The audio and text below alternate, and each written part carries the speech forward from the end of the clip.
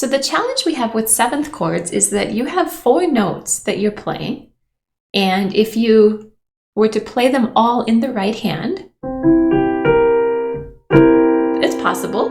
It's a lot. It's a lot of sound in the right hand that sometimes we don't always want for worship piano. Sometimes it's fine, but sometimes we want a little bit more of a sparse sound.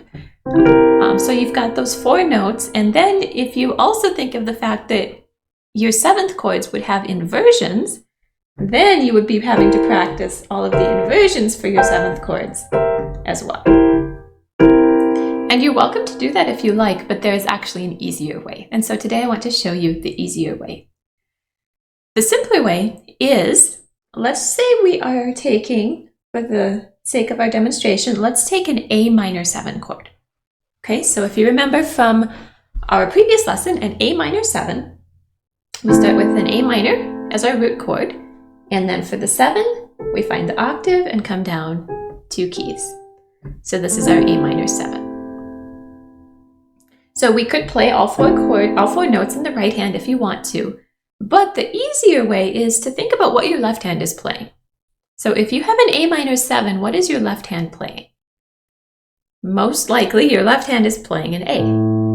So since your A is being covered by the left hand, there is no reason that you have to play it in the right hand because it's already being played. So what we can do here for our A minor 7 is play out A in the left hand and the top 3 notes of our chord in the right hand. And in this case, the top 3 notes of our chord are basically a C chord. So you could think of an A minor 7 as a C over A. Let me write that down and show you on the screen here. And I'm going to actually keep this document up from our last lesson so you can reference it as well.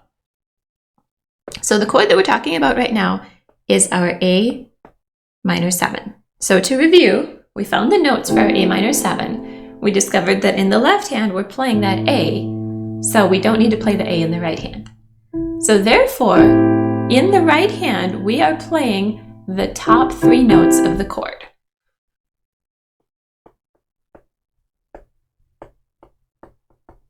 Okay, so A minor 7, I'm going to write right hand, top 3 notes. Or you can think of it as a C over A if you want to. So C over A. So if you see an A minor 7 chord in your music, you can make a little note above it, C over A, if you want to, if that makes more sense to you. Personally, I prefer to think of it as the top 3 notes of the chord, but I know some people who prefer one way or the other, or sometimes both, and sometimes I'll honestly think of it both ways as well.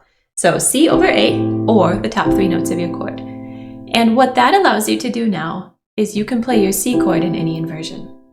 So these top 3 notes, the C chord, you can play here, here, here, here, and you already know your inversions for the C chord. So that makes 7th chords much simpler now.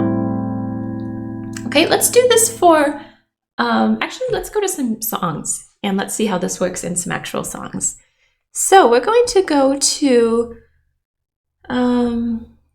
let's actually go to a couple songs that we did in the key of D in our intermediate worship piano course. We're going to start with the Heart of Worship. And again, you can download these charts from Praise Charts. Just download it in the key of D. If you go back to the intermediate worship piano course, I discuss where exactly you can find these chord charts, and we actually work through these entire songs in that course as well. Okay, so in the Heart of Worship, you'll see you have a 7th chord that you have basically all the way through this song, and that is your E minor 7. Okay, so you've got that here, here, here, here. You've got it all the way through your song. And previously we've said to just not play the 7, so we just play an E minor. But now we're ready to actually add that color with that 7th note. Okay, so let's see how we would play that. So E minor 7. So you find your E minor chord, and then your 7 on top is going to be down how many notes? 1 or 2? And you should be saying 2. So we go to our 7, or we go to our octave and come down 2 notes to get your 7. So you've got your E minor chord with a D on top. All right, and now in the left hand, we are playing our E. So there's no reason to play our E in the right hand, so we can just play the top 3 notes in the right hand. Okay, so basically what we have in the right hand here is a G chord. So you could rewrite the 7th chord as G over E. In fact, I'm going to do that on the music right now. So G over E, because that might be easier for you to think of. Okay, so you've got a G over E. And now that G chord can be played in any inversion. Okay, so how would we do this in the verse? So let's say we start, I personally like to start with this inversion. When the music fades, all is stripped away. We could totally do that. So I've got my E in the left hand and a G chord in the right hand. Well, you could use a different inversion. Let's say you've started here. When the music fades, all is stripped away. You could do that as well. A G chord in the right hand and an E in the left hand. Or you could do, if you wanted to do a lower inversion, how could we get there? We could do this. When the music fades, all is stripped away. That's actually a melody on top there.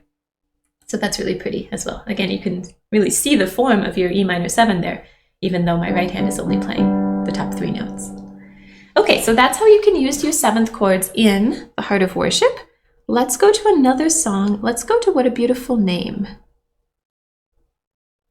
Again, we talked about this song in the intermediate course. And you can see here in the first verse, we have the B minor 7 chord a couple times. So let's talk about how to form that B minor 7 chord. So B minor is going to be, what's your B minor chord? Right here. And then to find your 7, you go to the octave and come down how many notes? And you should say 2, because it's a normal 7. Okay, so there is your B minor 7 chord, a very pretty chord, you know, prettier than just your B minor. It has a little bit more color.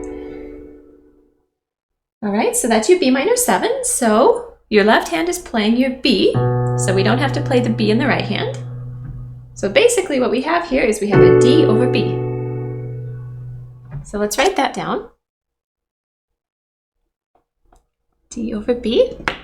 So D chord in the right hand with the B in the left hand. And now that D in the right hand, you can play in any inversion.